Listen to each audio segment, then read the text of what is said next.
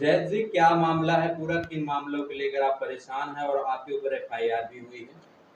Sir ऐसा है कि यहाँ पर जो है अंबारी के रहने वाले हम हैं जी। और 20 लोगों का मोहल्ला है, जी। 20 घर की आबादी है यहाँ पे। और सबसे बड़ी चीज़ ये है कि जो है यहाँ पर अतिक्रमण की कार्रवाई के लिए नोटिस आया था 10 जून को। अच्छा। और 10 जून के बाद फिर जो है इन लोगों ने ना तो पैमाइश की, जी। ना तो जो है कोई किसी तरह की जो है निशानदेही हुई। अच्छा। अच्छा। जी, इन्होंने कहा कि ऐसा है कि एक काम करिए, आप लोग अतिक्रमण की जद में आते हैं, आप लोग खुद से तोड़ लीजिए, नहीं तो प्रशासन द्वारा जो है बुलडोज़ किया जाएगा। तो हमने कहा ठीक है सर, एक काम करते हैं, आप पैमाइश करा लीजिए, पैमाइश कराने के बाद हमारा जो भी आता है अतिक्रमण की जद में, या जो है जो भी और मकान है अतिक्रमण की जद में आते हैं, तो वो जो है खुद से समय से हटा लेंगे। लेकिन प्रशासन की डिमांड मंशा कुछ और थी। उन्होंने कहा कि एक काम करिए, आप जो है 2 लाख रुपए की डिमांड 2 लाख रुपए जो है दीजिए और जो है कोई कार्रवाई नहीं होगी किसी के खिलाफ। ये पैसे की डिमांड किसने की थी? एसडीएम के ज़रिए जो है डिमांड लेखपाल। की गई थी और जो है लेखपाल लेखपाल के ज़रिए हमको जो है अच्छा। संदेश मिला था। तो आपने क्या कहा? जी, हमने कहा कि ऐसा है कि जो है हम जो है पैसा एक नहीं देंगे। उसकी वजह ये है कि आज ये एसडीएम आए हैं, इन्होंने डिमांड की है, कल कोई और आएगा वो डिमांड करेगा, परसों कोई और आएगा वो डिमांड करेगा। हमने कहा कि ऐसा है कि आप जो है पैमाइश कर लीजिए, पैमाइश कराने के बाद जो भी अतिक्रमण में हमारा आता है, पैमाइश कराने के बाद हम खुद से हटाने के लिए तैयार हैं। हम किसी तरह की जो है हम रिश्वत या हम कोई जो है ऐसा काम नहीं करेंगे जो कानूनन अपराध हो। एफआईआर आपके नाम क्यों होती, जबकि ये मकान जो है, संपत्ति आपके वालिद जो है, पिताजी के नाम पे? जी, पिताजी मेरे बाहयात हैं और जो है मेरे और मेरे चारों भाइयों के नाम, 3 भाई और हैं जो विदेश में रहते हैं। ये पर्सनली टारगेट करके किया गया है, सिर्फ़ इस वजह से कि एक तो जो है मैंने डिमांड पूरी नहीं की उनकी, दूसरी चीज़ वो किसी के प्रभाव में आकर के जो है उन्होंने कार्रवाई की है। क्या लगता है कोई प्रभावशाली ऐसा राजनीतिक व्यक्ति है इसके पीछे? जी, राजनीतिक तो नहीं कह सकते क्योंकि वो जो है थाने के दलाल लोग हैं। जी, वो थाने की दलाली करते हैं और जो है जगह-जगह जो है वो इनको उनको फँसा कर के जो है पैसे की डिमांड करवाते हैं, उसके बाद उसी में से अपना कमीशन लेते हैं। क्या इस लगता है वजह से जो है जब मैंने उनकी डिमांड पूरी नहीं की तो इस वजह से मेरे ऊपर एफआईआर किया गया। 20 लोगों के मोहल्ले में अकेले मेरे ऊपर एफआईआर हुआ है, जबकि यहाँ पे जो है 10 मकान ऐसे हैं जो पूरी तरह से अवैध हैं, ना तो रजिस्ट्री में है, ना तो आबादी में है, कहीं से भी नहीं है, ना तो उनके खिलाफ नोटिस आई है, ना अतिक्रमण की कार्रवाई हुई है, ना ही उनके खिलाफ कोई एफआईआर हुआ है।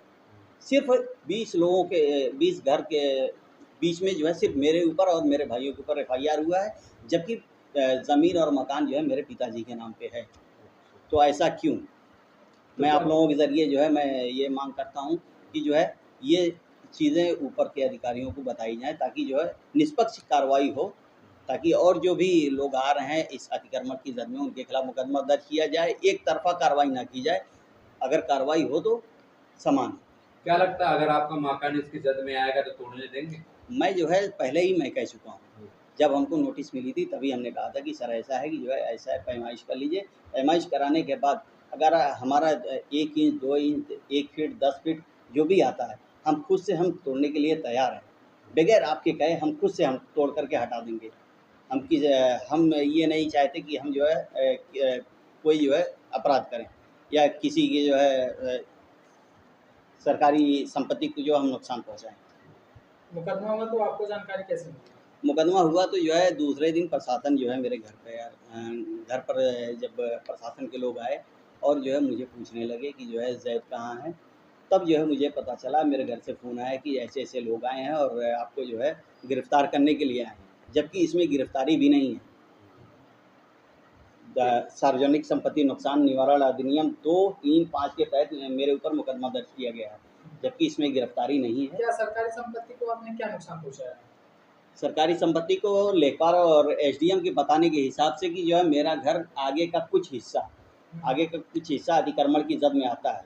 लेकिन मैंने उनसे पेशकश की कि मैंने कहा कि ऐसा है सर, ठीक है, हमारा अतिक्रमण की जद में आता है तो जो हमारा 830 रकबा में रजिस्ट्री है, 831 आबादी है, इसकी पैमाइश करा ली जाए। पैमाइश कराने के बाद अगर मेरा आता है तो मैं खुद से तोड़ने के लिए तैयार हूँ, बल्कि 1 फीट मैं ज़्यादा ही तोड़ूँगा। ये ये जो मकान बना है कब का मकान बना है? ये जो है 1990 के आसपास का मकान बना हुआ है। ये दादा के हाथ का बना हुआ है। आप ये नया निर्माण कोई नहीं है इसमें।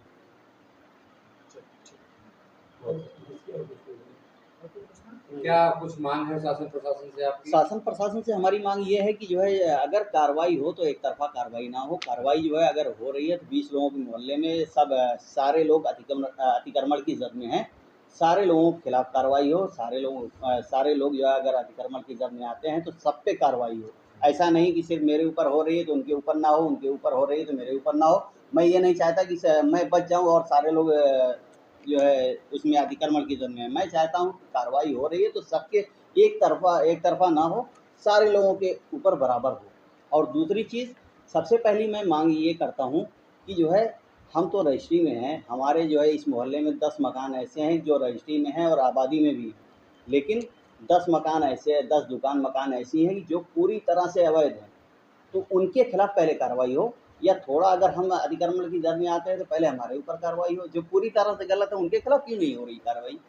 जो नया निर्माण हो रहा है उनके खिलाफ? नया निर्माण, हाँ, और यहीं सड़क पे नया निर्माण पीडब्ल्यूडी में हो रहा है, उसकी अनदेखी की जा रही है, उसके खिलाफ कोई कार्रवाई नहीं की जा रही। ना तो नोटिस आई है, ना तो जो उनकी पैमाइश की गई, ना ही उनको कोई कुछ किया गया जो है उनके खिलाफ कोई कार्रवाई नहीं की गई है। नया निर्माण अभी हो रहा है, बांस बल्ली लगा हुआ है, सब जो है बन रहा है, लिंटर ढल चुका है।